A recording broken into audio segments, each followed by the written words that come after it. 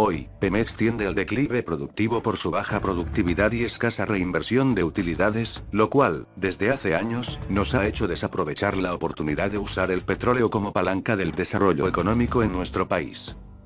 Sin embargo, estaremos peor con esta reforma energética. Es claro que debemos transformar a Pemex, pero no como lo propone el presidente Peña a través de las leyes secundarias que hoy, 11 de agosto de 2014, se promulgan. El gran error económico de esta reforma del Ejecutivo Federal consiste en el hecho de que transfiere riqueza al extranjero y desmantela la economía nacional, pues ello aumentará la pobreza y caerá el empleo en nuestro país. A continuación enumero las 10 principales consecuencias económicas de esta reforma y sus leyes secundarias. 1. Rápido agotamiento de reservas petroleras. Si bien es cierto que la agresiva estrategia de extracción de hidrocarburos que esta reforma se propone sí aumentará la producción petrolera, también es cierto que agotará más rápido nuestras reservas de petróleo. Si los cerca de 14,000 millones de barriles de nuestras reservas probadas nos iban a durar 10 años más a la actual tasa de extracción y reposición, con esta reforma nos durarán mucho menos.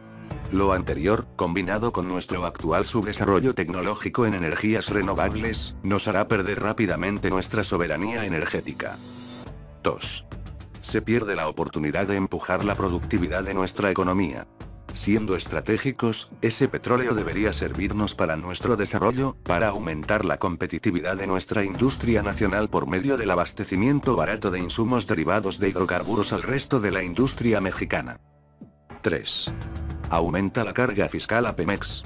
El aumento de la carga fiscal se puede observar en lo dispuesto y en la ley del Fondo Mexicano del Petróleo, y en la ley de ingresos sobre hidrocarburos, y en las modificaciones a la Ley Federal de Presupuesto y Responsabilidad Hacendaria de este paquete de leyes secundarias. Ahora se exige que Pemex contribuya al menos con el 4,7% del Producto Interno Bruto a fin de que continúe sosteniendo cerca de la tercera parte del presupuesto federal. Entonces, ¿dónde está la presunta descarga fiscal a Pemex de la que tanto se ha alardeado en el discurso oficial? 4. No se generarán empresas nacionales significativamente. La mayor parte de empresas en el sector energético serán extranjeras. Igualmente, al no existir actualmente un sector bancario nacional con la capacidad financiera requerida para respaldar las inversiones previstas, habrá una influencia creciente de instituciones financieras extranjeras en el sector.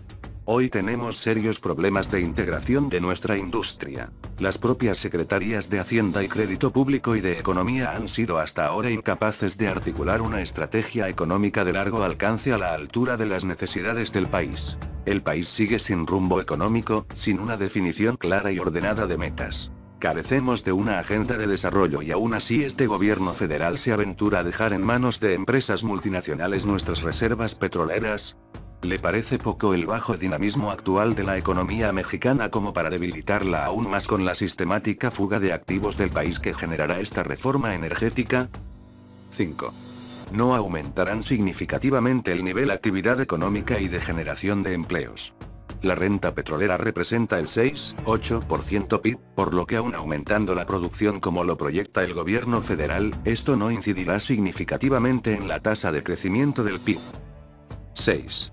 Aumentará la concentración del ingreso y habrá transferencia de riqueza al extranjero. La ley de hidrocarburos prevé requisitos para la asignación de contratos que difícilmente cumplirían empresas nacionales incluyendo al propio Pemex. Muy pocas empresas mexicanas realizarían actividades en el sector con los perfiles requeridos. Unas pocas empresas en su mayoría extranjeras generarían utilidades, pero las transferirán a sus matrices en el extranjero. Si los diputados y senadores que aprobaron esta legislación desconocen la historia de México y no sabían que las condiciones de marginación y dependencia, como las que aquí estoy advirtiendo, son justamente las que llevaron al estallido de la Revolución Mexicana de 1910, ¿acaso entonces también desconocen los errores de otros países? Los desastrosos resultados micro y macroeconómicos en otros países debería ser suficiente razón para dar marcha atrás a esta reforma energética.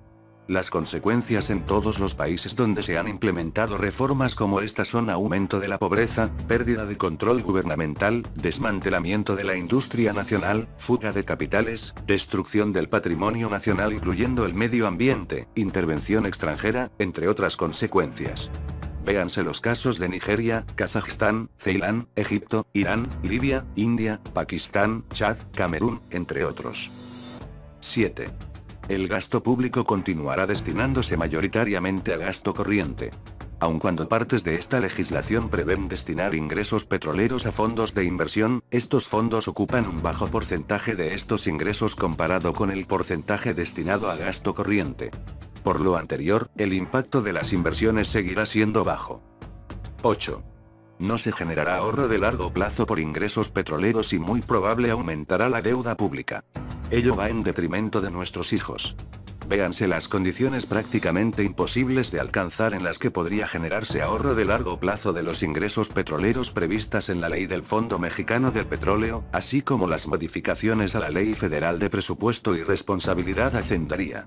Por su parte, la Ley General de Deuda Pública da autonomía de endeudamiento a Pemex, a lo cual recurrirá constantemente, pues no dispondrá de sus utilidades. 9. No contribuirá a reducir la pobreza, y una vez agotado el petróleo, los niveles de pobreza pueden dispararse. Esta reforma podrá contener por algún tiempo el aumento en los niveles actuales de pobreza, en tanto el gobierno pueda continuar recargándose fiscalmente en Pemex.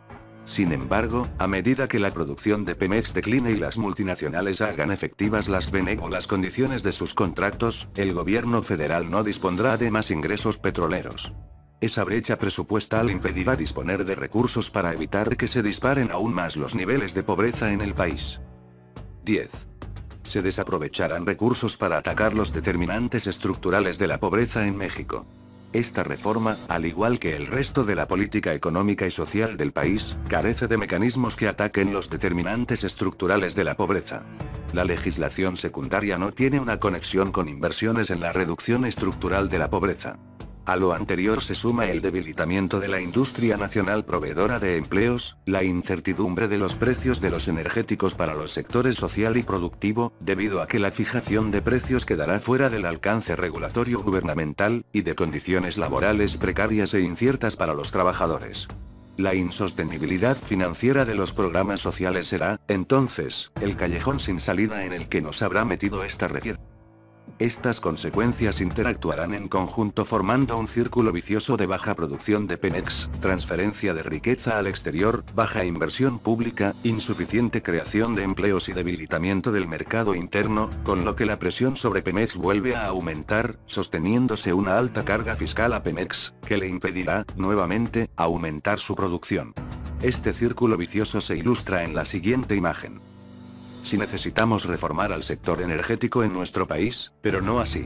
Independientemente de ideologías, cualquier economista con dos dedos de frente y un mínimo de ética puede advertir que este es un pésimo negocio para el país.